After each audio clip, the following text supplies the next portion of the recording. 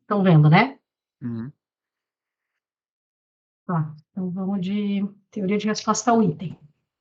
Então, o Guilherme e o Gabriel falaram semana passada, a gente vai rever um pouquinho para lembrar, porque a gente usa os modelos que o Guilherme e o Gabriel falaram semana passada para modelos de resposta politômica, que é o que a gente vai ver, tá? Então, o que é a TRI, né? Então, esses modelo de psicometria moderna, né? Então, é um conjunto de modelos matemáticos, são vários, tá? Que visa representar a relação entre a probabilidade de um indivíduo de acertar um item, ou endossar uma categoria de resposta, que é o que a gente vai ver, né? Porque quando a gente tem respostas dicotômicas, é sim ou não, né? Mas quando a gente está falando de respostas politômicas, a gente tem várias categorias e a pessoa vai, o indivíduo, né, vai endossar aquele item ou não, né? E seus níveis de traço latente. Deixa eu conectar aqui, quer ver?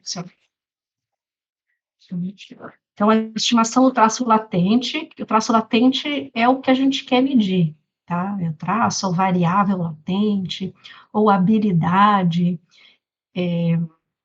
do indivíduo, né? Ou teta, né? Que a gente representa lá nos modelos pelo teta, é o que a gente quer conhecer, aquela variável que a gente quer estimar, né? O que é aquela característica psicológica que a gente quer medir do indivíduo. Depende da resposta individual, então como que ele responde aqueles itens, ou aquele item, e das propriedades dos itens que foram administrados ao indivíduo. Então, eu tenho propriedades dos itens, que a gente chama dos parâmetros dos itens, né?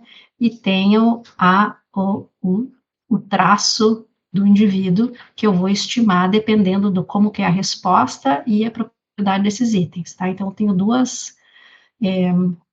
eu consigo acessar duas informações, né, para estimar aquilo que eu quero conhecer, né, que é o traço latente, tá?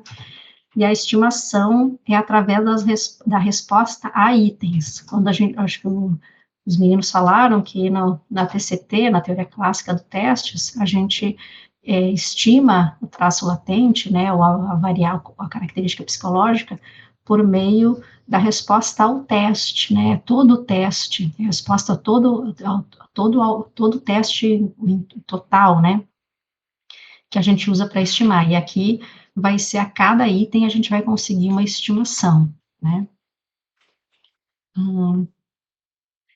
Então, a TRI especifica a relação entre a performance observável do respondente ao teste, né, como que ele responde, né, o comportamento dele, né, e seu traço não observável, que é o traço latente que a gente quer, né, que é o TEP, uma habilidade, né, o que a gente, qual que é a teoria por trás, né, que é a suposição por trás da TRI? É que o teta, a habilidade ou a característica, é que determina como que o indivíduo responde, tá? Como que responde os itens, tá?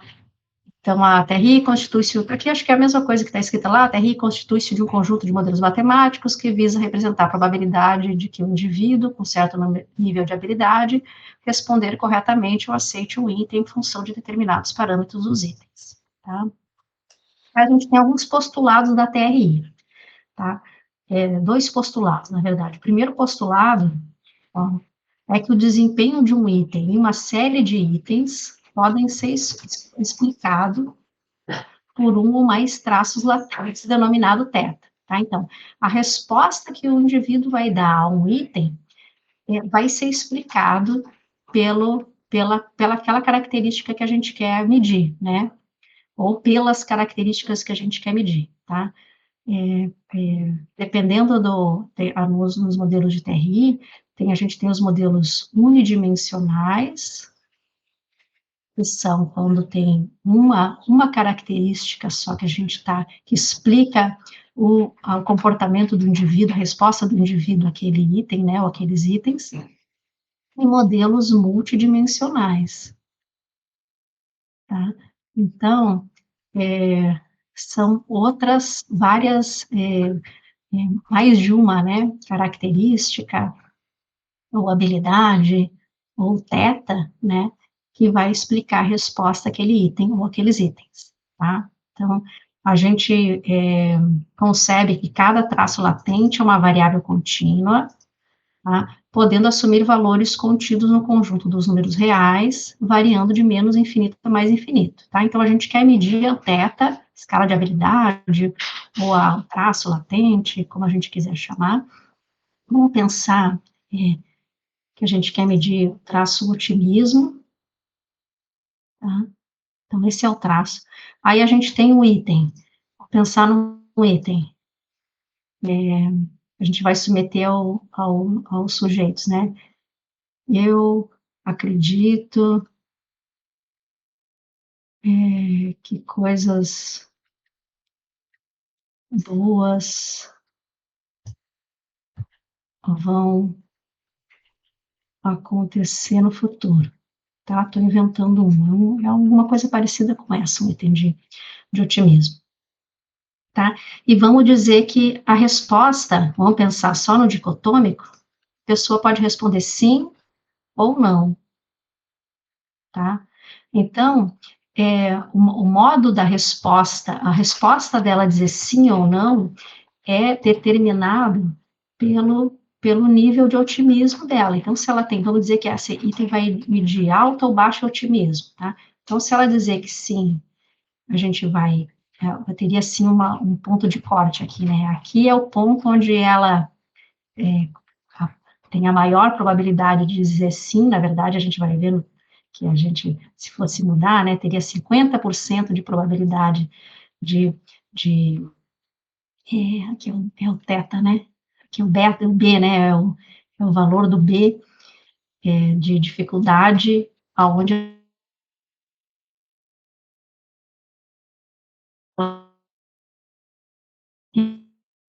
e, e se abaixo desse valor de teta, desse otimismo, né, ela vai ter menor probabilidade de dizer sim, ou de acertar o item, se a gente fosse pensando como um acerto ou um erro, tá bem?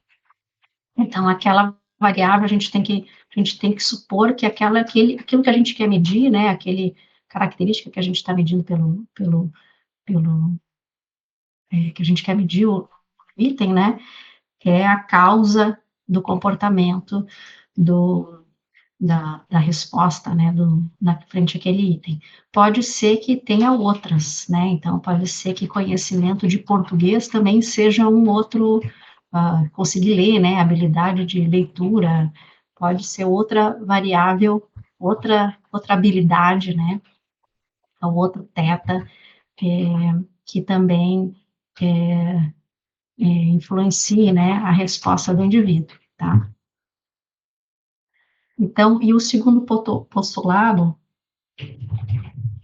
é que a relação entre a performance do indivíduo, então, como que ele responde, e os traços latentes que explicam essa performance, pode ser descrita por uma função de resposta ao item, tá? Como que é essa função de resposta ao item, tá? Vai depender de qual modelo. Eu trouxe um para resposta dicotômica para a gente conseguir entender. Então, essa função, né, de xi, dado θ, xi é a resposta do indivíduo, né, a resposta do indivíduo àquele item. Dado que ele tem aquele nível de habilidade, é igual, né, esse aqui é a variável que a gente está querendo medir, isso aqui é a resposta do indivíduo, né, aqui é uma variável aleatória, né, xi, sendo esse valor aqui pode ser se fosse um item dicotômico, poderia ser 1, se acertou o item, né? Ou 0, se errou o item, tá? E daí segue uma distribuição, isso aqui é uma distribuição da Bernoulli, né? Então, é a probabilidade de θ vezes o xi, né, e a probabilidade do erro, né, do sucesso, vezes a probabilidade do fracasso, ou menos xi, tá? Então, dá para ver aqui, se a pessoa acertar, o item vai ser esse valor aqui, né, porque aqui vai ser 1, e aqui vai ser 1 menos 1 e vai dar 0, né, e vai ser 1, e daí vai ficar só esse valor aqui, e se o x for igual a, se o xi for igual a 0, aqui vai ser 0, e esse valor vai ser 1, né, e aqui vai ser 1 menos 0, então vai ser QI, tá? Então, aqui a gente consegue entender como que essa equação aí, essa função de resposta ao item funciona, tá? E também a gente pode representar essa função por meio de uma curva, né? Então, essa relação entre a probabilidade de acertar ou endossar um item e o nível do traço latente, tá? Então, a curva de característica do item é uma função monotônica, não decrescente, então ela sempre, ou ela é constante ou ela cresce, né? Assim que à medida que o traço latente aumenta, a probabilidade de acertar um item também aumenta. Isso aqui é uma suposição, né, a gente tem que entender isso, porque porque a gente supõe que o traço latente é que determina a resposta do indivíduo, tá? Então, a probabilidade dele endossar aquele item tem que ser em relação ao, ao θ, né? Então, quanto mais otimismo, maior é a probabilidade dele endossar aquele item, tá? Então, por isso que tem que ser uma função monotônica não decrescente, né? E quanto maior a habilidade do indivíduo, maior a sua probabilidade de acertar um item que mede tal habilidade, acertar ou endossar, né? Tá? Daí aqui tem a curva de característica do item, né? Pode ser representada pela probabilidade do xi ser igual a 1, então de acertar o item, dado um certo valor, um certo nível de θ, é igual a 1 menos QI, né, que é a probabilidade de fracasso, a probabilidade de errar o item, né, ou do xi ser igual a 0, tá? Então, essa é o representado, né, e aqui tem a apresentação gráfica, né, então, como que a gente vê isso aqui, né, a gente tem o θ aqui, que a gente está medindo, o item lá que a gente estava falando de otimismo, né, então tem níveis de otimismo aí, dessa habilidade, e tem a probabilidade da gente acertar aquele item, tá? Então, a probabilidade a gente sabe que é sempre um valor entre 0 e 1, né? Probabilidade 0, então a gente vai, com certeza vai errar aquele item, é a probabilidade de acerto, né? E 1, com certeza a gente vai acertar esse item, né?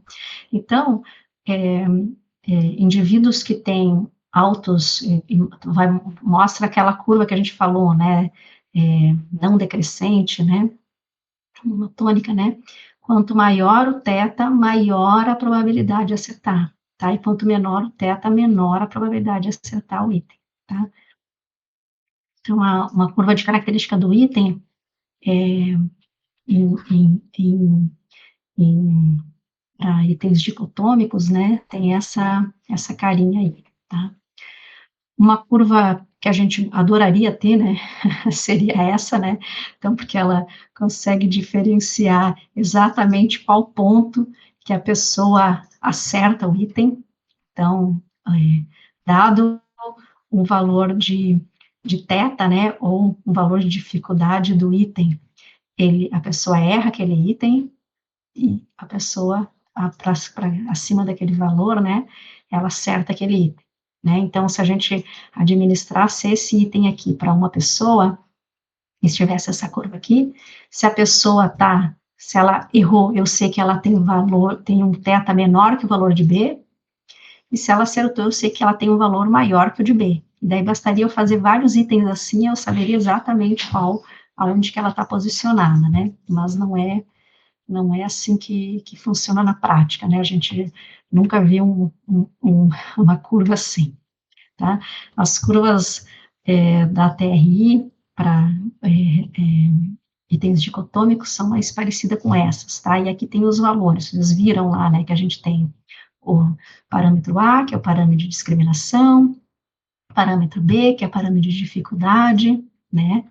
E o parâmetro G, que é ou C, né, que é o de chute ou guess, né, então depende como que a gente usa, né, e aqui são várias curvas com diferentes parâmetros diferentes, né? Então, aqui, essa curva aqui se diferencia dessa, porque o B aqui é igual a 2, né? Então, no θ igual a 2, a gente tem 50% de probabilidade de acertar, né? A pessoa que tem um θ igual a 2 tem 50% de probabilidade de acertar ou endossar esse item, tá? E já aqui, nesse item aqui, com o B, né, o índice de localização é igual a 0, então, ou de dificuldade, né, a pessoa que tem 0, um θ igual a 0, tem 50% de probabilidade de acertar o item, tá? Aqui, que muda da A e para C é a discriminação, né? Então, a discriminação, a gente lembra que que é a tangente, né, de quando, do ponto de inflexão da curva, né, quando ela muda de côncava para convexa, né, e quanto mais na vertical ela tiver, né, quando essa tangente, o ângulo dessa tangente, quanto maior, né, mais discriminante é esse item, né, e daí eu consigo diferenciar, né, pessoas em torno daqueles valores do B, né, então, em torno com θ igual, no caso aqui, 2, e no caso aqui, igual a 0, tá bem? E depois a gente tem o parâmetro C, ou G, né, o parâmetro de chute, que ele nos fala sobre qual que é a probabilidade de acerto ao acaso, então, acertando, chutando, né, então a pessoa que tem o menor nível de, como se fosse no menos infinito, qual que é a probabilidade da pessoa que tem um θ menos infinito acertar aquele item, né, nesse caso aqui é 0,2, tá, nesse aqui é 0, tá, então ele não vai acertar o item, né, tá bem? Lembraram isso aqui? Ficou claro? Dúvidas? Professora, o que você quer dizer com acertar o item? Acertar o item pode ser assim, ó, 2 mais 2 é igual, aí pode ser 4, 3, 2, 1. A pessoa que marcou A, acertou. A pessoa que escreveu qualquer um esse aqui, errou. Tá? Então, acertar. Aí, esse item aqui que a gente inventou agora, vão ter parâmetros, tá? Ele vai ter parâmetros de dificuldade, e ele vai dizer assim, qual que é o nível de conhecimento de matemática que a pessoa precisa ter para ter 50% de chance para acertar esse item. Então, marcar a opção A, tá? Se esse item fosse, vamos dizer que ele é esse item aqui, tá? A gente teria que estimar esses valores, a gente não inventa esses valores, né? Esses valores são calculados, estimados aí. Mas vamos dizer que for esse aqui. Então, a pessoa tem que ter o beta igual a 0, desculpa, a pessoa tem que ter um θ igual a 0, parâmetro de dificuldade do item é igual a 0. Quer dizer o quê? Que a pessoa que tem um θ, uma habilidade matemática igual a 0, e 0 não quer dizer que não é nada, que é ausente, mas é só porque é a média, né? Que a gente vai ter a probabilidade, desculpa, daí nesse caso aqui não vai ser de 0, né? Vai ser meio mais 0 dividido por 2, tá? Que vai ser isso aqui, né? É, então, vai ser 60, né? Então, o indivíduo que tem 60, θ igual vai ser aqui, por aqui, né? É isso? Quanto que dá esse cálculo aí? Meio mais 0 dividido por 2, dá meio dividido por 2 das... Acho que é isso. Deixa eu ver o cálculo. Não, é mais 1. G mais 1 dividido por 2. Tá? Deixa eu arrumar aqui, peraí. Não, tem esse negócio aqui. Tô tentando. Tá? Então, vai dar 1,5 dividido por 2. Vai dar 12 dividido por 2 dá...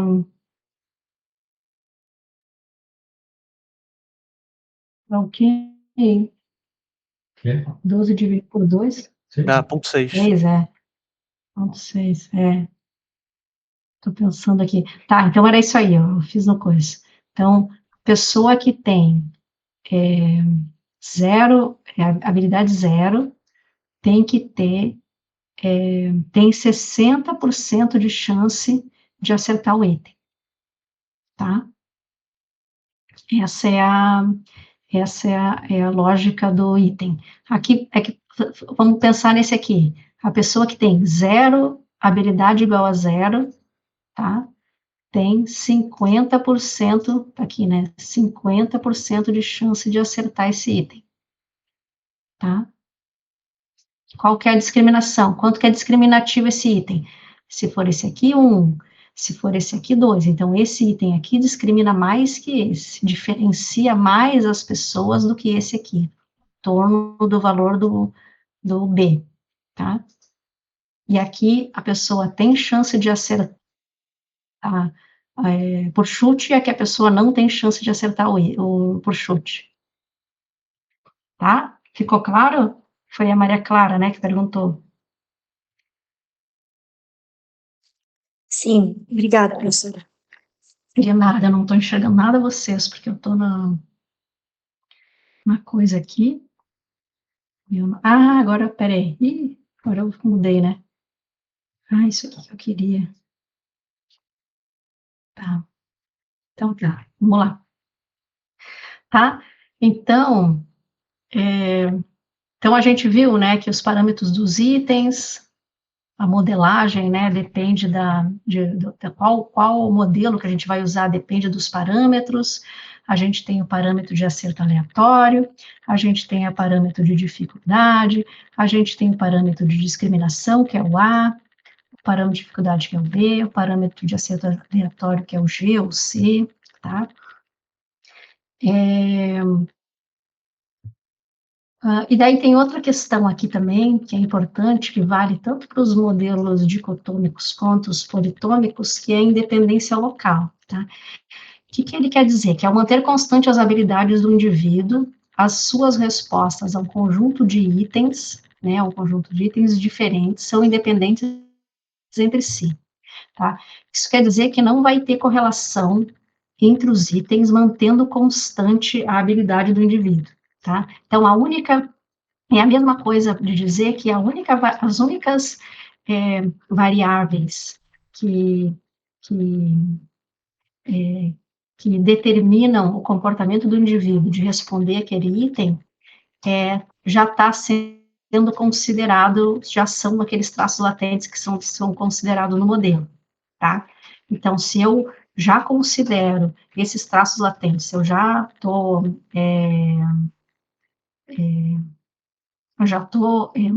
mantendo constante, né, ou considerando no modelo esses traços latentes que determinam o comportamento no teste, esses itens são considerados independentes, tá? Porque eu já estou, aquilo que faria eles não serem independentes, eu já estou considerando, tá? Essa independência local, ela acontece quando o produto, porque a gente tem vários itens, né, então no conflito é um conjunto de respostas, vários itens de um instrumento, a probabilidade de acerto, ou a probabilidade de eu responder de uma certa maneira, de acertar ou errar o item, é igual o produtório, né, o produto dessas probabilidades de cada item individualmente, tá? Se não fossem dependentes, eu não poderia simplesmente fazer a probabilidade, né? Porque a probabilidade de dois eventos que são dependentes não é simplesmente produto das probabilidades, tá? E daí aqui tem os modelos podem ser unidimensionais, quando tem só um θ, né, explicando, e multidimensionais quando tem um vetor de, de tetas aí, de habilidades que estão explicando a performance no item, tá bem? Aqui eu coloquei só os modelos matemáticos, que os guris já devem ter, os unidimensionais, que os guris devem ter falado já, né? Tá, então aqui tem os modelos, vou passar rapidinho aqui. Eu queria, eu tô sem relógio aqui, alguém vai me falando o tempo aí, para não me alongar muito. Ah, então tá.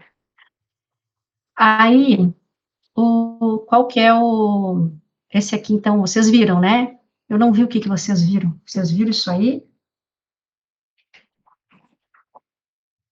Tá, então vocês viram o modelo de um parâmetro, modelo de dois parâmetros. Esse modelo de dois parâmetros a gente vai ver que é o que a gente utiliza lá no, nos politômicos do modelo Cervejina, tá? Então, a gente vai se basear nesse modelo de dois parâmetros, ou ele se baseou, né, para desenvolver, ele se baseou nesse modelo de dois parâmetros para conseguir aplicar em modelos que em resposta de itens que são, tem mais de uma categoria de resposta, tá? Então, tá. Aqui tem a tangente, né, que a gente estava falando, dos parâmetros, a de três parâmetros, tem, tá? E daí vamos para a resposta politômica, tá? Então, em psicologia, né, a maior parte dos instrumentos que a gente utiliza, eles não são de resposta dicotômica, né, certo ou errado, ou uma coisa ou outra, né, normalmente a gente usa é, é, escalas de resposta ao item, né, então a gente usa muito aquela escala Likert de resposta, né, e tem mais de uma categoria de resposta, tá, então, quando a gente usa instrumentos ou itens que têm essa escala de resposta que tem mais de uma, são respostas ordenadas e a gente não consegue dicotomizar, né, sim ou não, é certo ou errado, né, a gente vai ter que usar modelos de respostas politômicas, tá? Então, um dos modelos, tem outros modelos que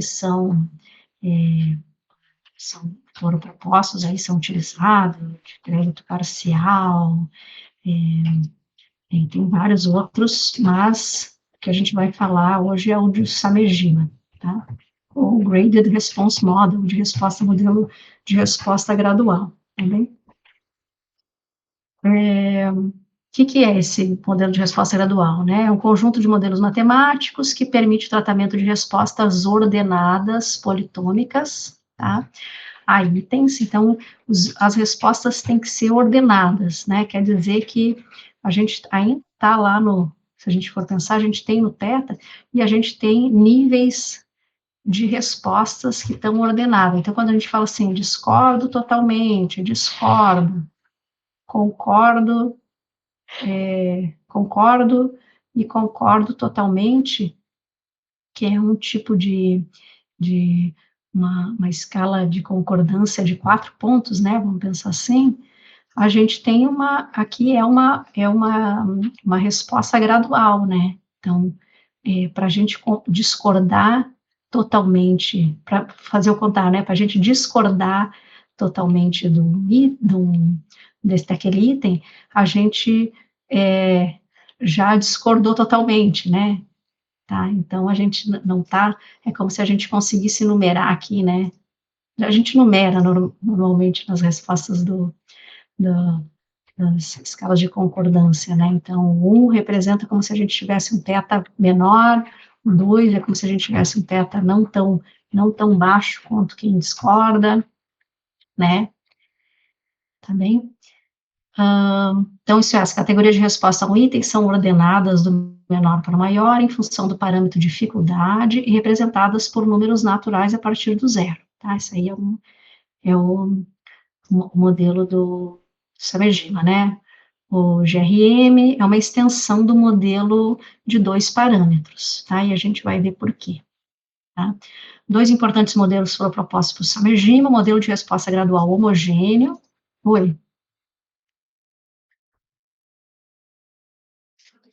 Deixa eu sair daqui, eu não consigo, deixa eu voltar. Não vi, é que eu não estava vendo nada de vocês. Apenas, qual? Quem? Qual respeito? Vai, Gabriel.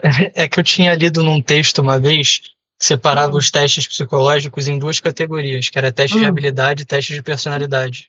Tá.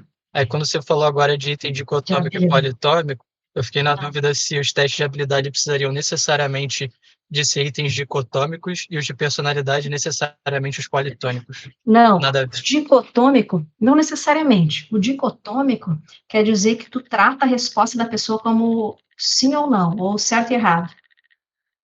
Tem 2 categorias. Pode ter 3. Eu dei o exemplo lá do 2 mais 2 igual a 4, 2 mais 2 igual a 3, tinha 5 opções, 4, 3, 2, 1, acho 4 opções. Eu tenho 4 opções de resposta, mas eu trato ele como dicotômico, ou está certo ou está errado. Tá? Agora, quando discordo, concordo, discordo totalmente, discordo, concordo e concordo totalmente, eu não posso dizer que um está certo e os outros estão errados. Né? E o teste de habilidade pode ter opções diferentes de responder. Tu pode tratar como certo e errado a resposta. Um teste de habilidade, o quê? Pensa aí, um teste que é de habilidade. Memória, aqueles de dígitos lá, que eu te falo os números e tu tem que repetir os números que eu falo na sequência. Aí eu posso tratar essa tua resposta como certa ou errada. Ou tu me falou os números que eu te falei, não, né? Daí sim é um dicotômico. Mas eu posso tratar de maneira diferente. Um teste de inteligência é de habilidade, certo?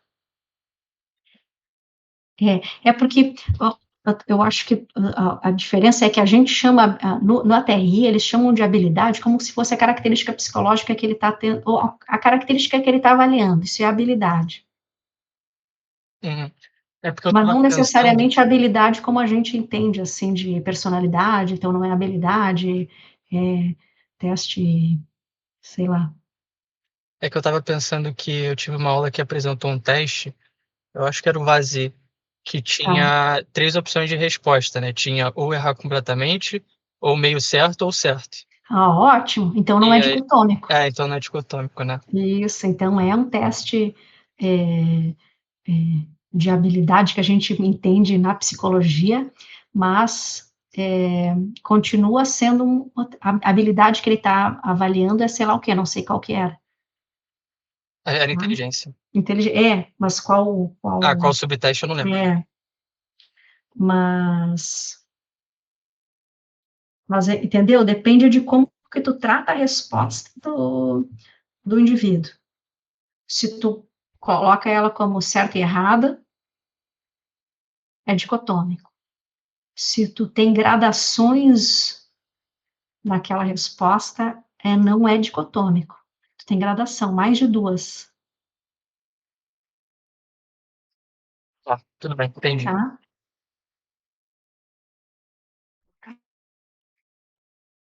Então, essas são quando são ordenadas, então se não for ordenada, a gente não pode usar o GRM, e politômica mais de uma resposta, tá? Tá, então eu estava falando, né, resposta gradual homogênea, em que o poder discriminante, o parâmetro A é constante para o item, tá, então durante todo o item é constante, e a heterogênea, que o parâmetro A é para cada categoria de resposta é diferente do parâmetro A, tá, eu vou mostrar quando é homogêneo, tá, quando eu vou dar um exemplo. Aqui tem um exemplo bom, ó, Gabriel, ó, tipo um item aqui, eu estou satisfeito com o meu relacionamento. Esse mesmo item que mede satisfação do relacionamento, eu posso, a resposta que eu posso pedir para o meu indivíduo, né, o comportamento que eu posso aferir do indivíduo pode ser uma resposta dicotômica. E alguém abriu um áudio, quer falar? Não? Tá? Então, se a pessoa, eu posso pedir para a pessoa concordar ou discordar com a definição, daí aqui eu trataria tratando isso aqui uma resposta dicotômica, e daí eu poderia usar os meus modelos lá dicotômicos, tá? E iria ver qual o melhor modelo dicotômico funciona. Mas se eu tratar assim, uma escala de concordância, né, uma escala Likert aqui no caso, 5 pontos, não é dicotômico, porque a pessoa pode discordar totalmente, discordar, nem concordar, nem discordar, concordar ou concordar totalmente, tá? Que nem a resposta ali que tu estava falando, né? Errado, parcialmente errado e certo, parcialmente certo, né? E aqui seria uma resposta contínua. A pessoa tem que marcar, tem alguns testes que é assim, pede para a pessoa marcar o quanto que ela concorda fazendo um X, sei lá, uma marcação nesse contínuo. Então, ela marca um X ali e ela tá aqui, né? Que seria diferente desse aqui, né? E aqui eu tenho quantas categorias, né? Eu tenho uma categoria, duas categorias, 3, 4 e 5 categorias de resposta, tá? Tá bem. Então, ó, considere um item I, então qualquer item, destinado a mensurar o construto unidimensional, tá? Então, uma dimensão só, como o caso aqui desse da satisfação. Suponha que xi pode assumir os valores, né, de 0 até mi, tá? No caso aqui, no nosso exemplo, de 0, que seria discorda totalmente, até o 4, tá? O mi aqui seria 4, tá? Denota os possíveis scores do item I. Então, o indivíduo pode receber ou responder 0, receber o score 0, se ele falar discorda totalmente, o score 1, se ele discordar, o 2, se ele discordar, concordar, o 3, concordar, e o 4, concordar totalmente. E x1 é o score de um indivíduo no item I, tá? Então, x1 vai ser um valor que vai estar entre 0 e 4, né? Tá? A resposta a um item classificada em M mais uma categorias, né? Note que os modelos de resposta dicotômica, representado nessa figura, existem duas possíveis categorias de resposta, aqui que a gente viu, né? Já que o indivíduo, né, existem duas possibilidades. Nesse caso, MI é igual a 1, né? Porque eu posso discordar que eu vou responder o score 1 e concordar que eu vou receber o x igual a 1, né? Que é o 1 ou o 0, né? Já o indivíduo pode selecionar discordo totalmente, concordo totalmente, né, nem discordo nem concordo, concordo ou concordo totalmente, tá? Então, nesses aqui a gente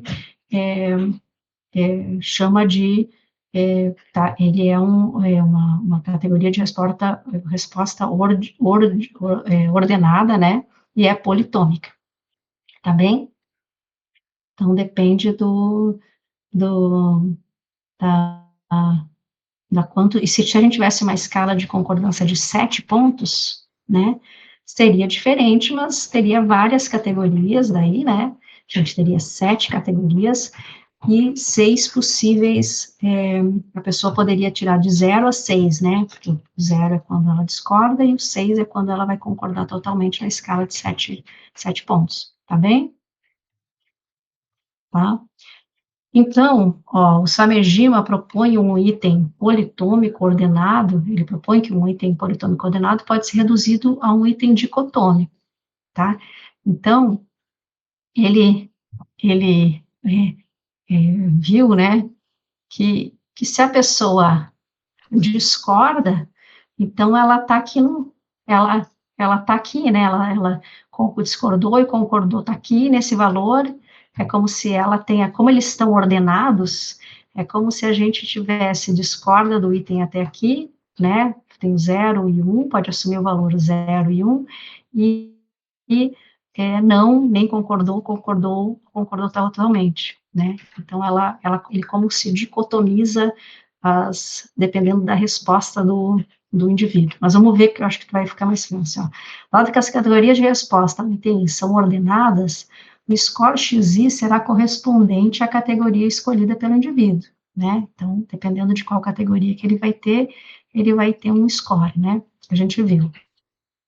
Suponha que MXI de θ seja a probabilidade condicional conjunta no qual o indivíduo endossou todas as categorias de XI, tá? E não endossou as categorias subjacentes. Então, vamos pensar lá que ele escolheu, ele marcou lá discordo, né?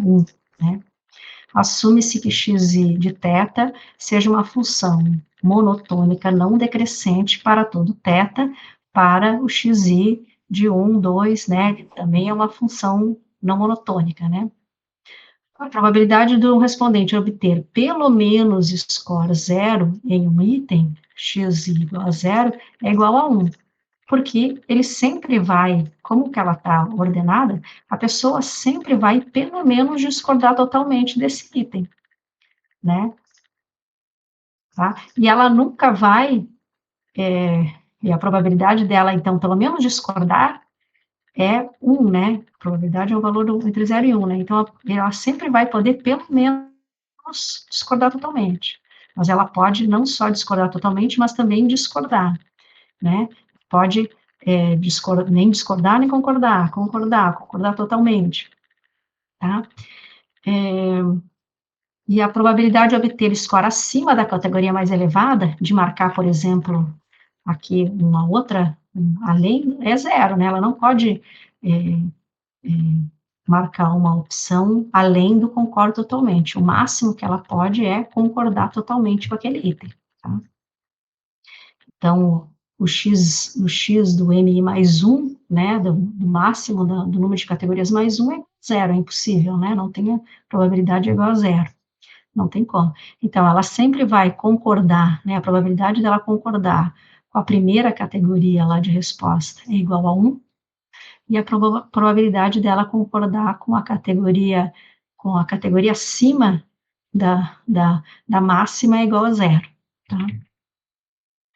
E daí, a probabilidade, né, do xi igual a xi, do xi, né, igual a um valor específico de escolher uma categoria, né, dado θ, é representado pelo produtório dessas categorias que são anteriores ao xi, tá? Então, eu vou fazer a probabilidade olha só, da xi,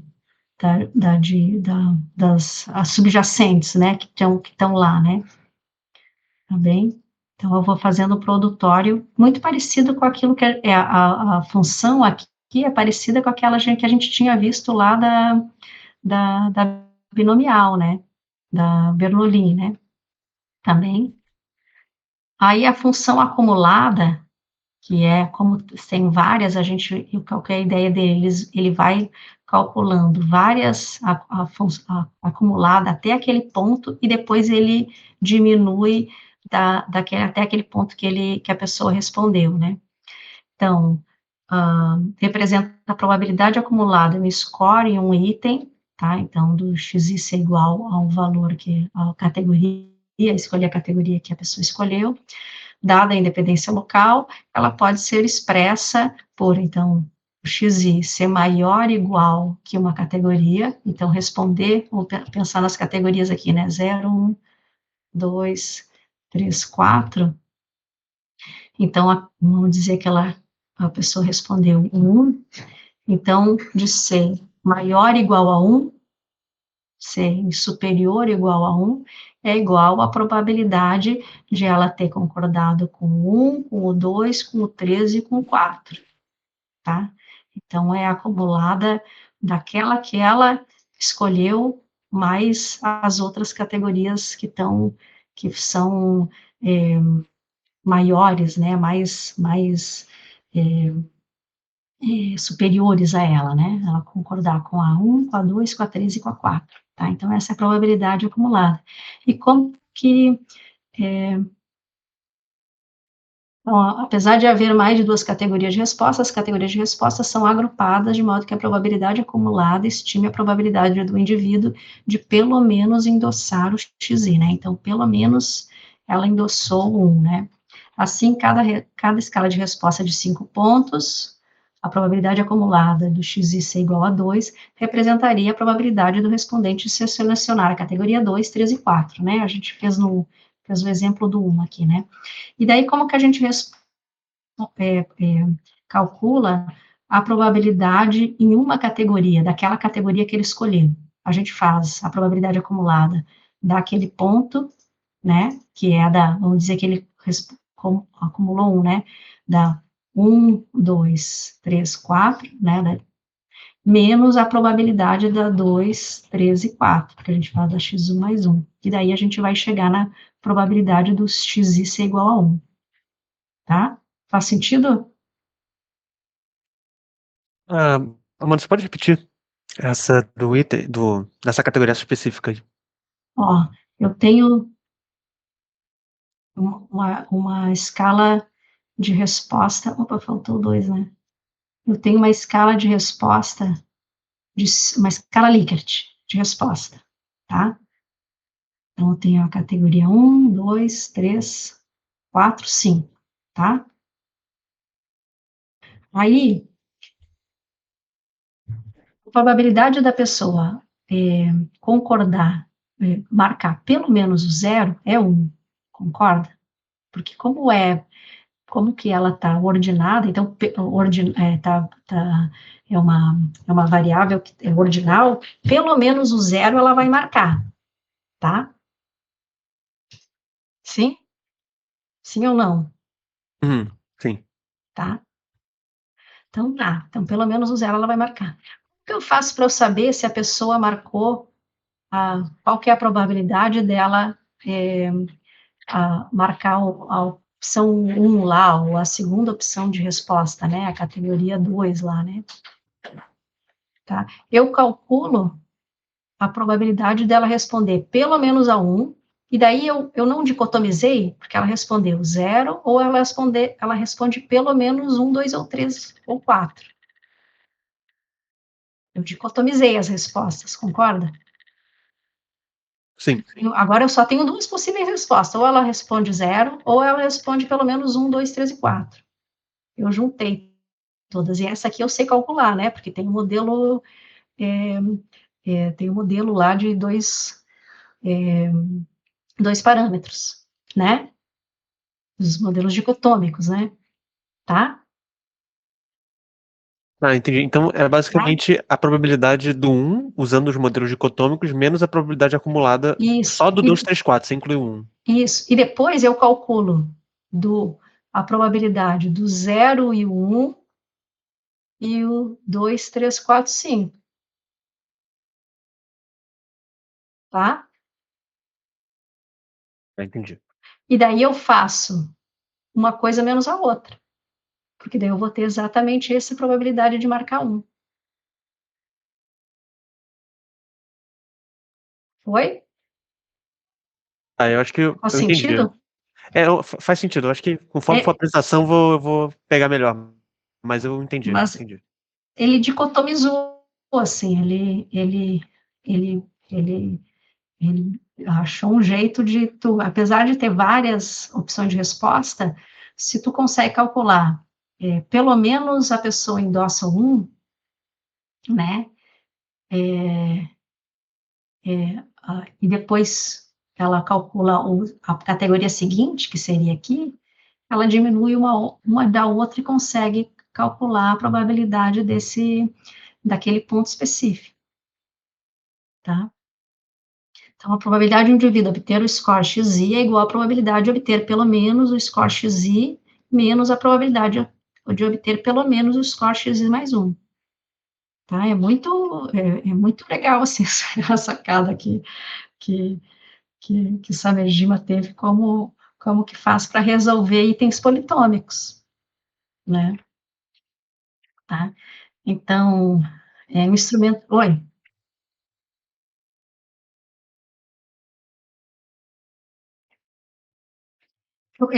A primeira opção de resposta é sempre zero.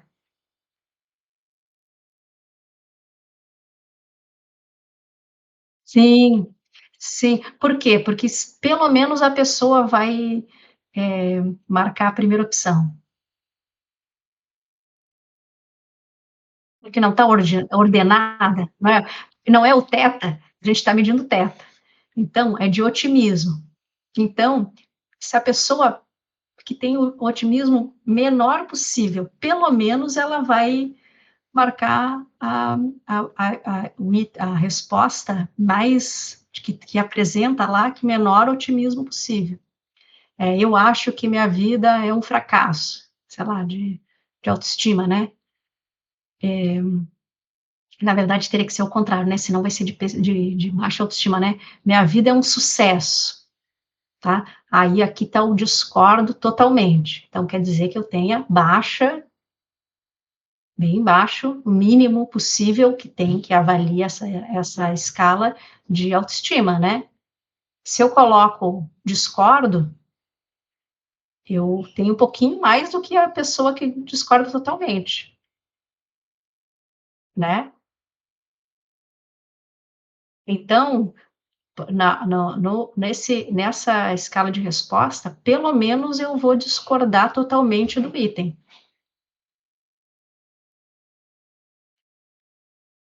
E daí, quanto maior o meu teta, mais eu vou concordando com aqueles itens.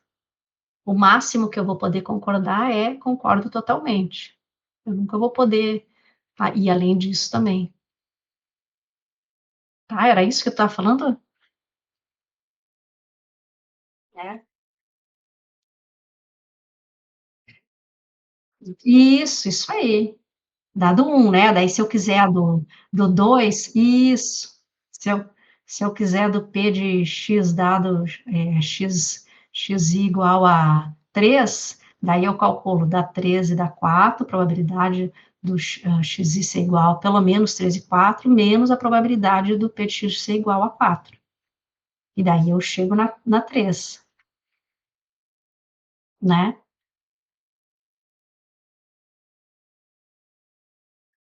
Foi, né. Hum. Daí, em um instrumento com N itens, obtém-se N respostas de um respondente ao instrumento, né? Então, ali a gente estava vendo de um item só, né? Mas as coisas sempre podem ser mais complicadas, né?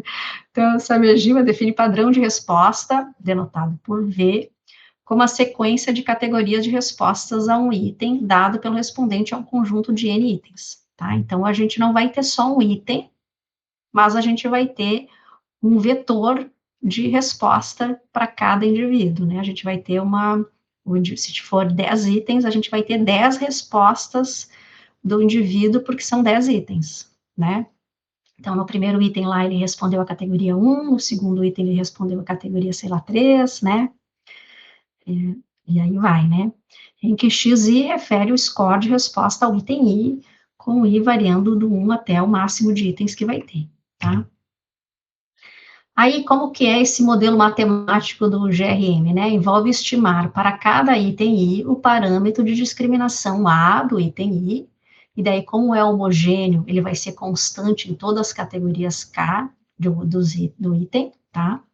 Se não for homogêneo, se for heterogêneo, daí a gente vai ter que fazer diferente, daí vai ter que ser para cada categoria, vai ter um parâmetro de discriminação diferente, e o parâmetro de B de localização, o parâmetro B de localização vai ser para cada categoria, porque a gente viu que é mais fácil eu concordar com um item, marcar discordo totalmente do que discordo, né? A gente estava falando, né? Que expressa a dificuldade em cruzar o limiar de uma categoria de resposta para a categoria adjacente. Então, eu passar de marcar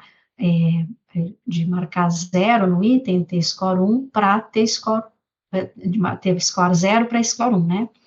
Por exemplo, passar de concordo para concordo totalmente, tá? Em um item que há 5 categorias de resposta, serão estimados 4 parâmetros B, porque é vai ser do B1, que é o limiar, ou, em inglês a gente usa threshold, né? Threshold, que é como que chama o parâmetro B também, né? Para passar da categoria para 2, aí o B2, que vai ser para a categoria 2 para 3, o B3, que vai ser da 3 para 4, o B4, que vai ser da 4 para 5, tá? Então, se eu tenho 5 categorias, eu vou ter 4 parâmetros Bs, tá? Porque é sempre esse limiar de passar de uma categoria para outra, tá? E o parâmetro BK, que é K de qualquer um desses valores, né, dependendo de quantas categorias tem, representa o nível de traço latente que um indivíduo deve ter para ter a probabilidade igual a 50% para selecionar uma categoria K ou categorias superiores. Então, o B, na verdade, continua sendo aquela mesma definição que a gente viu lá, né? O B, né, o parâmetro B é o nível de traço latente que a pessoa tem que ter para, que a gente falava acertar, mas para endossar, para ter 50% de endossar ou selecionar aquela categoria, tá? Ou categorias superiores, porque a gente sempre pensa naquela para frente, porque depois a gente vai ter que fazer aquela continha ali que a gente viu para conseguir chegar na probabilidade dele endossar aquela categoria específica, tá? Aí o parâmetro B1, aqui tem um exemplo, né? Lembra que a gente, nos dicotômicos, era só uma curva assim, né? Nos politômicos, a gente vai ter para cada item curvas assim, tá?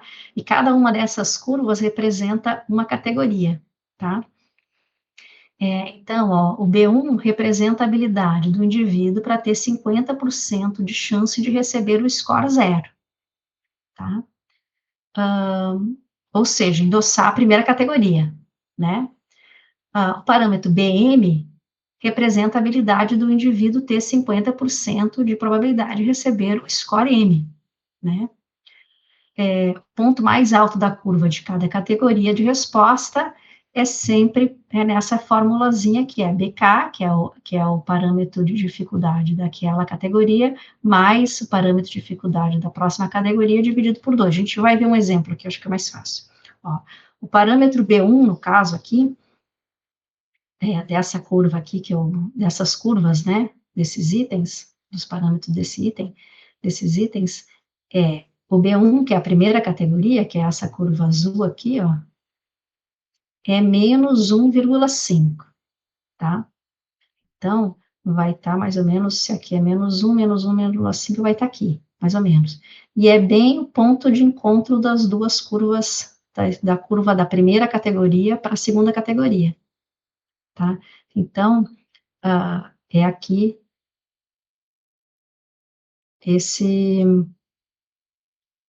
e aqui seria 50%, tá? Então a pessoa tem, que aqui eu... Amanda, Oi. nesse ponto de traço latente, então, vamos dizer que seja tipo discordo totalmente, a azul e a rosa seja discordo. Nesse Isso. tipo de traço latente, ela tem a mesma chance de marcar discordo Aham. totalmente do que com Isso. discordo. É onde muda. É onde ela tem 50% de chance de marcar uma e outra. Aham. Aqui, na verdade, não. Ela tem, 50% de chance de marcar aqui. E daí aqui ela tem um pouquinho de chance também, de marcar a opção 3. Eu acho que ela não tem É um pouquinho 50% de de... chance de marcar. Ela tem a mesma chance de marcar a discordo totalmente, a discordo, mas tem chances muito menores de marcar concordo ou concordo totalmente, né? Aqui seria discordo totalmente, discordo, concordo, concordo totalmente, né? Isso. Aí nesse threshold, nesse ponto, o DT e o D têm as mesmas chances de acontecerem e são chances maiores do que acontecer C ou CT. Seria mais ou menos assim? Ela tem 50% de marcar o 0. E quanto menor o θ, maior vai sendo a chance, a probabilidade dela marcar o DT, tá? Mas ela não tem 50% de chance de marcar o D. porque para marcar o D, ó, vai ser, cadê? Ó, o ponto mais alto da curva do score igual a 1, esse aqui é o ponto de corte, né? Do zero, vai ser um pouco menor aqui. Porque tem aqui a probabilidade dele endossar aqui, ó, porque senão a soma dessas probabilidades aqui tem que ser 1. Dessa, de endossar essa, endossar essa, endossar essa, endossar essa. Entendi. Entendeu? Tá? E daí aqui, peraí, deixa eu apagar aqui.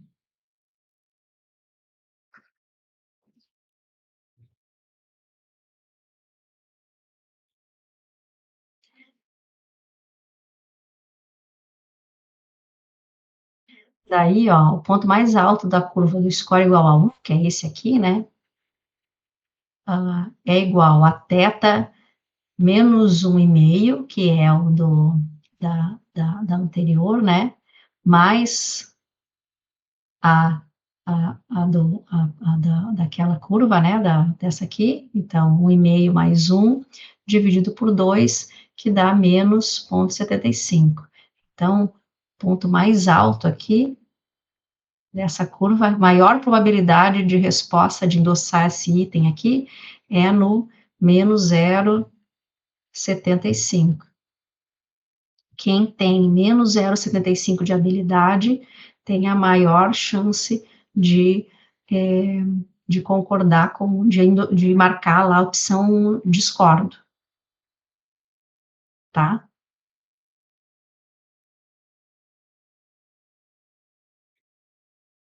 Por isso que é parecido com o beta, né, do nosso lá, né, da nossa, qual que é aqui é o ponto que ele mais tem chance de concordar, né, maior chance de concordar, lá é que tem 50% de concordar, tá? Amanda, mas aí quando eu tô, por exemplo, trabalhando com um ponto de dificuldade dos itens do 0 e do 4, do DT e do Do CT, 0 porque, e do 4, tá? por exemplo, o DT parece que ele tem a maior chance que ele tem de acertar é do menos 4 a menos infinito. Então, a dificuldade dele... Menos 4, aqui parece que quem tem menos 4 ou menor que isso, tem muita probabilidade, quase 1, não chega a ser 1, né? Mas quase 1 de marcar a primeira opção, né?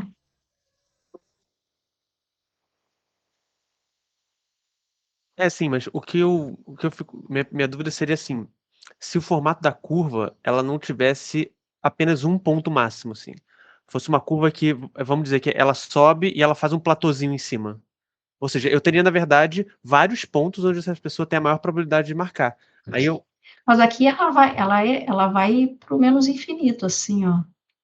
Então, justamente, aí a definição formal seria, o nível de dificuldade desse item, dessa categoria, ela é definida Essa aqui. pelo ponto mais alto, pelo ponto onde a pessoa tem a maior chance de marcá-la. Só que não teria um ponto, teriam, na verdade, vários pontos, né? Sim, aham. Aqui no Aí a caso, sim, definição, né? aí para alguns itens, e sim, nos itens extremos, mas até do meio, Nos dependendo de como, extremos, né? Mas às vezes até os itens do meio, se o formato da curva poderia ser fosse alguma coisa menos... assim, né? Vamos dizer que uma curva fosse assim. Aí Aí eu tu teria um tem um espectro. intervalo, isso, daí tu tem um intervalo onde tu tem mais probabilidade, maior probabilidade de ter. Mas tu sempre vai ter o ponto que teria que ser reto, né? Porque normalmente se é uma curva, ela vai ter um ponto máximo, né? Vai ter onde que muda, né? A tangente lá. Mas poderia ter, mas daí não seria uma curva, né? Nunca vi Assim, se fosse reto. Seria sei lá, que figura aqui, um negócio assim.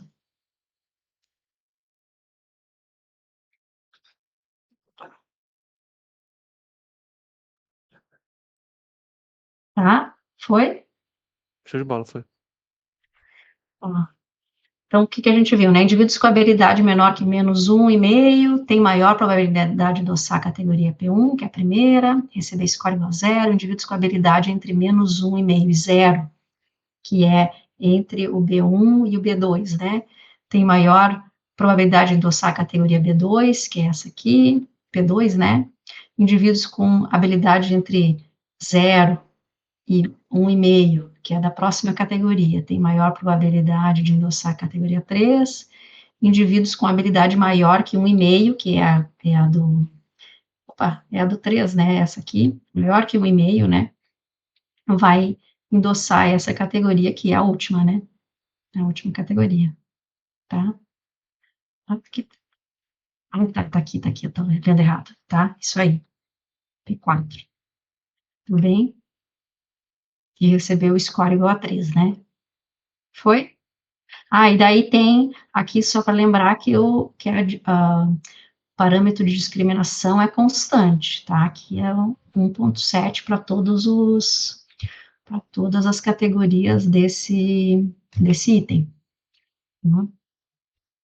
E daí tem aqui, lembra que isso aqui o modelo do modelo de 2 parâmetros, é a mesma fórmula que a gente usou lá, né, a mesma função que a gente usou para calcular a probabilidade do indivíduo acertar o item, só que aqui a gente não está acertando o item, mas está a probabilidade do indivíduo responder aquele item, pelo menos aquele item ou mais, né, de responder aquela categoria ou mais que aquela categoria, que é o que a gente tinha visto ali, né. Tá bem? Então, ele usa a mesma função da binomial, da modelo de 2 parâmetros, para poder utilizar nos modelos politômicos, tá? Aí tem a função de informação do item, isso aqui é calculado, depende de qual modelo que é, né, mas a gente lembra que a função de informação do item é essa curva que representa a precisão do instrumento, né, então, na TRI, a precisão, né, ou a fidedignidade do instrumento varia ao longo do contínuo, né, do θ, então, ao longo da habilidade, vai ter o item, né, o instrumento como um todo, vai ser mais informativo, ou mais preciso, num intervalo, né, então, nesse intervalo aqui, sei lá, de 1,5 e, sei lá, até 1,5 aqui, vai ser mais informativo, tá? Tem mais precisão, menos erro o instrumento. E aqui nas caudas, aqui tem mais erro, tá? Então, é o quanto essa é uma curva, né, de informação do item, né, a função de informação do item, que a gente utiliza para saber onde que o instrumento ou aquele item está medindo com mais precisão ou estimando com mais precisão aquele traço latente, tá? Aqui tem os exemplos aqui de vários itens, tá? De curva de informação de vários itens diferentes, então aqui a gente vê que esse amarelo aqui é o mais informativo, e ele consegue estimar melhor, né, com mais precisão, pessoas que têm nível de habilidade, né, em torno do 0, e esse aqui depois, né, o segundo mais informativo é esse item aqui, não sei qual que seria, não tenho o número dele, mas esse roxo, e ele é mais preciso em torno do 2,5, 3, né, ele consegue esticar melhor essa área aqui. Então, se eu aplicar esse item roxo aqui, se aplicasse só esse item roxo numa pessoa que tem um θ perto do 1, ele teria muito erro, né? A mesma coisa desse item aqui, aplicar numa pessoa que tem acima de 2, de um θ acima de 2, vai ter muito erro. Então, cada item, ele é preciso, dependendo ele cobre com precisão um intervalo do θ, né? Consegue estimar com precisão o intervalo da escala do θ, mas não toda, né? Que quando a gente trabalha com a teoria clássica, né, ele supõe que a precisão daquele instrumento do teste é constante para todo todo teta, se a gente for pensar, né, todas os níveis daquela característica que a gente está medindo, tá bem? Aqui tem, essa aqui são dos itens, e aqui é a curva de informação do teste, que é só a soma dessas curvas aqui, tá? Então, não tem nada de... Só que a gente consegue ver de um teste, a somatória dos itens, a gente chega nessa curva de informação do teste, tá? E daí aqui, não sei quanto tempo que é para eu saber se eu falo muito ou falo... Tem umas 10 minutos. Mais 10 minutos? Tá, vou só falar bem rapidinho, então. Aqui era para mostrar como que a gente aplicou isso, tá? Então, num instrumento da satisfação, né, com relacionamento amoroso, um instrumento que eu desenvolvi no doutorado. Tem um instrumento, tem artigo, acho que até vou falar dele num outro momento aqui, mas eu tenho outros estudos lá que eu usei a TRI dicotômica também para desejo de ter filho, a gente usou instrumentos que são dicotômicos, um instrumento que é dicotômico, então tem alguns exemplos legais de utilização da TRI em instrumentos psicológicos, tá? Vou passar rapidinho para deixar vocês, só para mostrar e depois... Ó, daí aqui a gente viu primeiro a gente tem que verificar o pressuposto de unidimensionalidade, né, então a gente faz vários testes aí, para a gente ver, né, no caso aqui fez análise paralela, e depois a gente faz as análises da TRI, então a gente estima os parâmetros dos itens, ó. Então, a gente tem o parâmetro de discriminação, para cada item são 5 itens, tá? E os parâmetros, os de localização, ou there's hold, né, para as categorias, tá? Eram 5 categorias de resposta. Aqui, na verdade, a gente fez para 5 para ficar mais fácil para a apresentação do funcionamento da TRI, mas o instrumento, na verdade, eu acho que são 8 categorias, tá? Mas daí ia ficar muita coisa, eu resolvi colocar só para 5, só para ficar mais fácil, tá? Então, seria 5 categorias aqui, né, de 5 opções de resposta, né, uma escala líquida de 5 pontos, e daí a gente vê aqui, né, que é a discriminação, tá?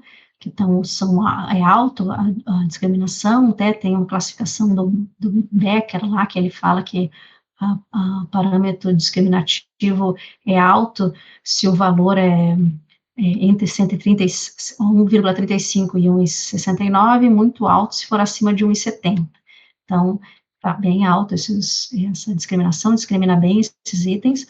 E o que é mais, o que eu buscava, assim, quando eu fui fazer esse instrumento, é que encontrar itens difíceis, quer dizer que eram itens que medissem, conseguissem medir com precisão pessoas que tinham alto nível de satisfação, porque normalmente as escalas de satisfação com relacionamento, as pessoas normalmente concordam com tudo, assim, tem um score muito alto na escala, quer dizer que os itens estão sendo fáceis, né? Então, daí tem esses 2 itens aqui, ó, que a gente consegue, acho que era esses, né? Na verdade, eu acho que aqui tá ao contrário, esse item 1 e 2 e 3, ó, que são itens mais difíceis, tá vendo? Ele tá pegando até lá no teta 1,28 e no teta 0,95, tá? Então, são itens mais difíceis, e aqui os outros cobrem, né, as áreas mais baixas, né, da reta lá. Aqui a gente pode fazer uma estimação do teta de cada indivíduo, tá? Então, aqui é só um exemplo, respondente 1 teve um teta de menos 0,48, respondente 2, 0,46, tá? E daí a gente consegue estimar todo mundo o teta da pessoa, né, o nível de satisfação, no caso. Aqui são curvas características dos itens, então foram 5 itens, né, então aqui tem itens que ficaram melhores, tem itens que não ficaram tão bons aqui, ó, por exemplo, tem categorias que a pessoa estão quase que sendo sobreposta pelas outras categorias, né? Então, esse item aqui, se a gente for pensar, não ficou o melhor item, né? Esse item, sei lá qual que foi, 2, eu acho, item 2, tá? Mas daí os outros a gente consegue ter maior diferenciação, né, entre uma categoria e outra, tá?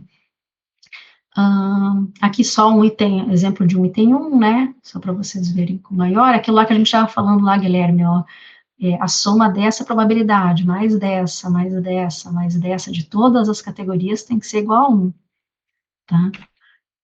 E aqui, a curva de informação do teste, tá?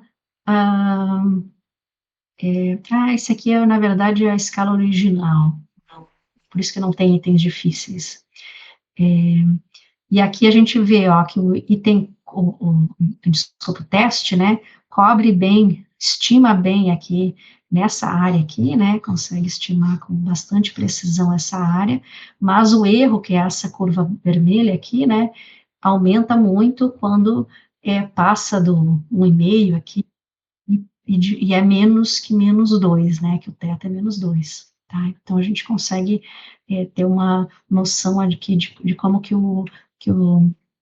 a precisão, a fidedignidade do instrumento, né? Aqui dos itens individuais, esse aqui é o item 2, ó. Então, ele é pouco preciso, eu acho que foi um dos itens que eu excluí, agora não me lembro, mas provavelmente foi um item que eu excluí, porque ele, nas análises de TRI, não foi muito bom, né? Esse aqui é a escala original da Roosevelt. Daí, isso são conclusões gerais, mas queria escutar vocês, esse tempinho que a gente tem, para saber o que ficou, o que não ficou. Amanda, eu fiquei com um pouco de dúvida, como é que era exatamente a estimação do parâmetro de discriminação nos itens politômicos? Como que depende se for homogêneo daquele jeito lá do Samijima, ele vai ser constante para cada item, ele é constante, tá? Mas como que funciona a estimação?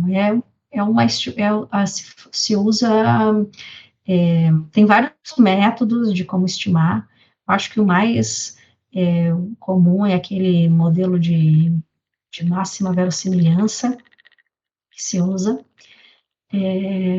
e quando a gente não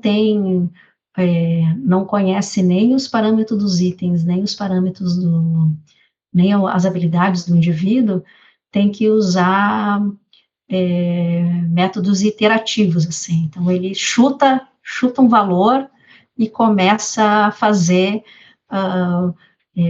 estimações até até chegar num ponto que não tem mais modificação, assim. Mas não tem como explicar, e nem eu saberia explicar como que é esses métodos interativos, teria que estudar mais, assim, para saber. Gabriel deve saber super bem, né, Gabriel? Eu me lembro que eu aprendi isso aí, mas agora, tem não tem assim muito bem, mas então a gente tenta achar esses modelos assim, eles tentam achar o máximo da curva, eles têm uma curva e tentam achar o máximo daquela curva, que é aquela melhor estimação. E daí é por derivada, e vai derivando para ver onde que muda. É uma coisa assim, mas esse é o máximo que eu consigo explicar para vocês de como que funciona. Mas isso aí é tão complicado e difícil, esses cálculos, que a TRI, apesar deles terem feito os modelos terem sido ser mais velhos, assim, mais antigos, só conseguiram implementar agora porque os computadores são bons, assim, porque ninguém fazia isso na mão, é impraticável. Então, a aplicação dos modelos que eles inventaram demorou muito mais porque não tinha o computador ainda, a potência do computador para conseguir fazer os cálculos. E até hoje demora um tempo, assim, quando a gente, dependendo das, se tem muito item ou muita categoria, ou demora, assim, não é imediato, não. Mano, mas o que eu consigo identificar graficamente pela a curva característica do item. Ali eu consigo ver a discriminação. Consegue. Como é que faz? Digo, nos politômicos, né? Porque nos dicotômicos a gente pode ver, por exemplo, a inclinação da curva tangente no ponto de flexão. Mas nas curvas politômicas, aquelas várias curvas, como é que graficamente eu consigo identificar a discriminação de um item? É a angulação também. Se ela é mais angulada ou mais. Também a angulação da. A Maria Clara vai sair. Também o ângulo da curva.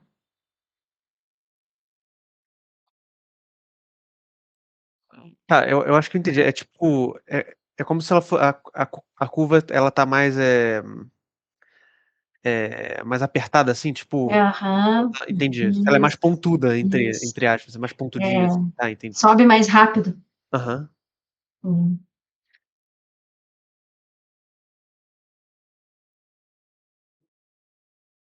Mas é complicado, é uma coisa que não é entender o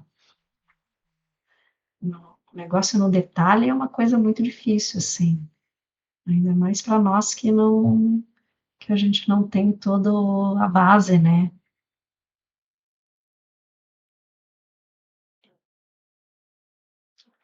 E aí, Bruno, foi? Mais ou menos. Eu acho que quando entra nessa parte mais gráfica e mais matemática propriamente dita, meu raciocínio ainda não é lógico o suficiente, mas como... Não, mas é prática também. Sim, exatamente. E como falaram mais cedo, nada que rever a aula 15 vezes não ajude. Eu acho que ler um bom capítulo é melhor, assim, às vezes. Porque quando está escrito num capítulo, a pessoa pensou várias vezes como que ia falar. Então, acho que ler um bom capítulo ajuda também. Vai, Daniela. Daniela levantou a mão. Oi, boa noite, pessoal. Boa noite.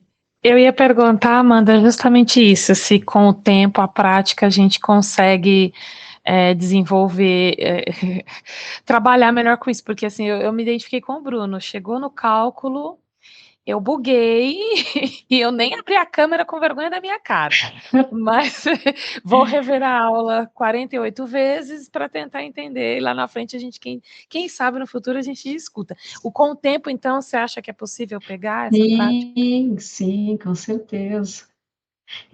Eu acho que tem um pouco de... assim, a minha ideia, pelo menos a minha... que eu acho, assim, dessas coisas de conhecimento, assim, é da gente ficar debruçado sobre aquilo ali, assim. Então, nunca que a gente vai ler um capítulo e vai entender tudo sobre aquilo. Ainda mais se é familiar, assim. Então, se eu sempre estudo uma coisa e leio, é fácil. Agora, se eu vou começar uma coisa que eu não conheço, eu vou ler e não vou entender pouco. Daí eu leio de novo, entendo, é o que o Guilherme falou, entende mais um pouquinho. Verdade. Isso é para tudo, eu acho, né? Então, acho que não tem problema, e é normal a pessoa não entender a primeira vez que escutou. Eu até hoje leio e vou aprendendo também. E também, se não olha, também esquece, que é outra coisa que acontece, né? A gente para de usar, a gente esquece aquela coisa e tem que retomar, né? Tá, obrigada. De nada. O André levantou a mão também.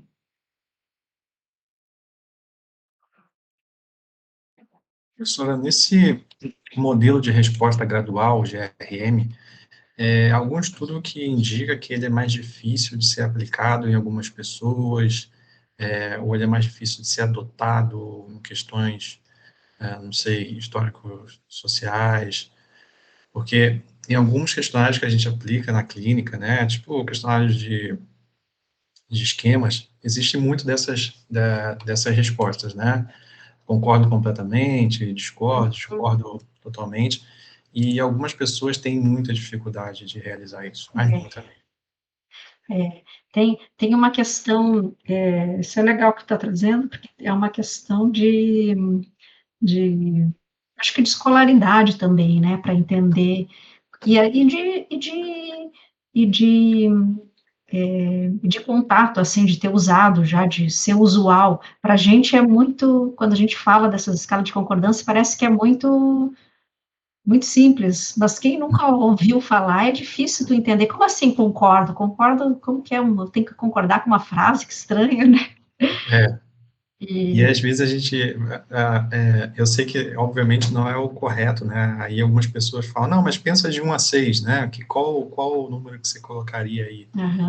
Isso não é exato, não é correto, né? A adoção, acho que dessas escalas ainda é muito complexa. Né? O dicotômico é muito mais fácil, sim, não, todo mundo não, tem. Mas eu gosto muito, assim, utilizo muito essas escalas Likert, mas a gente deveria pensar mesmo de uma forma diferente, né? Principalmente quando a gente sai do âmbito acadêmico, que o pessoal tem mais hábito de usar, né? Mas fora, na população no geral, assim, que a pessoa não tem hábito, é difícil mesmo. Então, a gente teria que pensar em outros modos de resposta, outro modo de avaliar esses construtos que a gente quer avaliar, mas tá aí o futuro de vocês, hein? Porque o meu, eu não sei se... Acho que eu não chego a tanto, mas o futuro de vocês tentarem pensar em como que poderia ser diferente a avaliação, né? Eu não tenho resposta, não tenho noção de como que seria. Sim, mano, aquele estudo que comenta sobre nível educacional e quantidade de pontos em escala de concordância, né? Quanto maior o seu nível educacional, mais precisa vai ser a sua resposta com mais pontos de... Mais tu usa, né? Então, uma pessoa de baixa escolaridade, talvez é legal você usar uma escala de 3 pontos, mas quando ela tem a alta escolaridade, pode usar até 9 pontos. Que é discordo muito, discordo médio, dá para botar muito ponto, né? Mas essa questão de resolver, eu penso em usar, às vezes, escalas de diferencial semântico, né? Porque aí a pessoa, ela consegue graduar, né? Porque ela não precisa marcar, mas aí tem que ser informatizado, né? Ela pega a bolinha, aqueles de... concorda, você bota duas palavras. Contínuo, né? Aí ela pega uma bolinha e ela arrasta, e ela na verdade, é pseudo-dicotomizado, né? Porque ela só vê duas opções, só que ela pega a bolinha e arrasta mais para um lado ou mais para o outro. Ela não tem que escolher uma delas. Então, é uma outra forma de você conseguir assim, manter a mensuração dessa forma politômica, só que você tem ali mais complexo, né? Você tem essa ferramenta, Guilherme? Essas ferramentas, elas, por exemplo, tem no Google Forms, né? Ou no SurveyMonkey tem, que é quando você vai fazer uma pergunta, você pode... Como é que a pessoa responde? Pode ser múltipla escolha, mas pode ser em espectro. Ela pega uma bolinha, aí você escreve, por exemplo, concordo e discordo de um lado. Concordo de um lado, discordo do outro. Ela pega uma bolinha e ela arrasta para um lado ou para o outro, por exemplo. Então, a gente utilizou se chama diferencial semântico, né? Aí você pode botar assim, o bonito e feio, triste e feliz. Aí a pessoa, ela pode ir arrastando para os lados, né? Então é uma adaptação, né, que você faz ali em tempo real com a pessoa, né? Mas aí é só informatizado. A gente trabalha... Se a gente A pessoa tem antigamente as escalas de diferencial semântico, a pessoa marcava sim mesmo onde que podia, ou tinha até os espaçozinhos, assim, vários quadradinhos, e a pessoa marcava o X em algum, daí tinha o bom e ruim, e daí a pessoa mais bom, mais ou menos bom. Quando você tem uns smiles, né, que a pessoa coloca assim, aí tem a carinha do sorriso para cima, sorriso para trás, neutro, né? Isso é o mais básico, eu acho possível. Mas tem coisas que são difíceis de ter o sorriso, porque o sorriso é quando tu quer expressar uma emoção, né? Então, tão bom e quão ruim, ou tão, sei lá, mas tem coisas que é difícil de tu avaliar assim, né? Tem construtos que é difícil tu avaliar com a carinha, né? A gente pede um RDPD, né, esse registro de pensamentos, e às Aham, vezes na emoção o indivíduo, mas eu não sei exatamente o que eu senti, né? sim, Aí fica tentando recordar, e é um trabalho difícil, né? sim. É o desafio, né? É Uhum. o desafio de tentar achar as coisas tentar soluções, né? Tentar achar meu filho tá aí. Tá,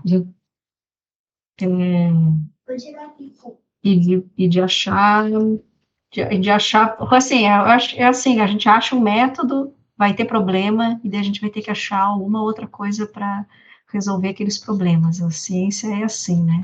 Tu faz uma coisa, daí alguém critica, ou tu mesmo critica, e daí tu faz outra pesquisa para tentar superar aquela crítica, e daí tem outra, até a gente tentar achar o melhor, que nunca chega, né? Tem a Bruno Silva. Tenho apenas uma dúvida na leitura do gráfico, em relação à representação significado do ponto em que a curva para. Por exemplo, o que representa a curva ficar em -1 ou menos 0,75 após a resposta do item? Eu não entendi o que é a curva para. Deixa eu abrir aqui, Bruno. Tu me fala.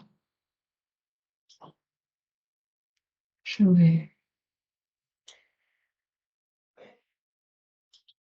Tchau, Letícia, tudo de bom. O que é a curva para? Qual das curvas? Essa aqui?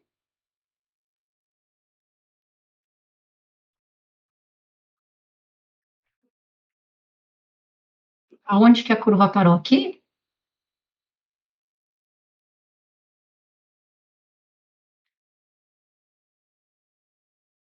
Por exemplo, o ponto mais alto dela. Dessa aqui, na verdade, essa aqui não, se for essa aqui, ela não para, é só porque ela, ela, ela, ela não está desenhada, né? Por causa do gráfico, mas ela, até o azulzinho aqui, ela teoricamente vai para o menos infinito aqui, vai para sempre lá. E essa aqui, essa vermelha, vai para toda a vida, como diz em Minas, toda a vida ela vai para lá. E essa aqui continua também, tá? A gente fala que ela é assíntota à direita ou à esquerda, que ela vai, né, sempre para lá. E, na verdade, ela nunca toca no zero, né? Ela é quase zero, mas ela nunca toca no zero, probabilidade zero, né? Mas, então, ela não tem. E daí, o ponto mais alto, sim, é o ponto que ela tem mais probabilidade, maior probabilidade para endossar aquela categoria. E aqui o ponto mais alto é a maior probabilidade de endossar aquela categoria, tá?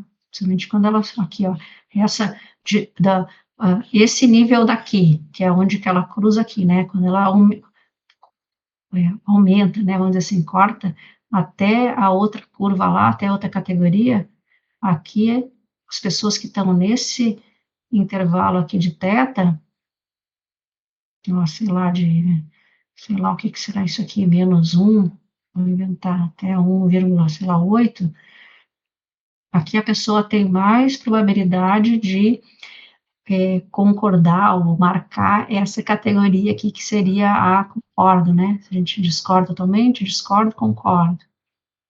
Mas ela ainda assim tem um pouquinho de probabilidade de marcar discordo e um pouco de probabilidade de marcar concordo totalmente, que vai aumentando até nesse momento aqui, que passa a ser a maior probabilidade de, acima de 0,8, que a gente definiu aqui, a probabilidade começa a aumentar e a probabilidade é maior dela endossar a categoria concordo totalmente. Foi? Se responde, será isso que tinha ficado na dúvida? Não ficou claro. Tá. Então tá, pessoal. Espero ter ajudado de alguma forma, apesar da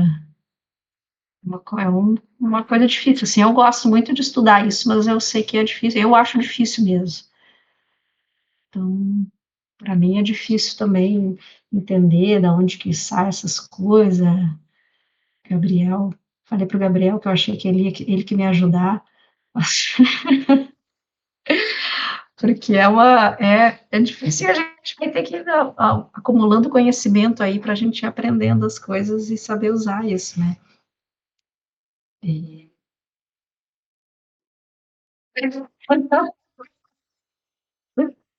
Olha que eu ia pedir ajuda com os universitários, que são vocês. Tá bem? Então tá. Então até a próxima. Tudo de bom, pessoal. Tchau, tchau, gente. Até Tchau. quarta que vem.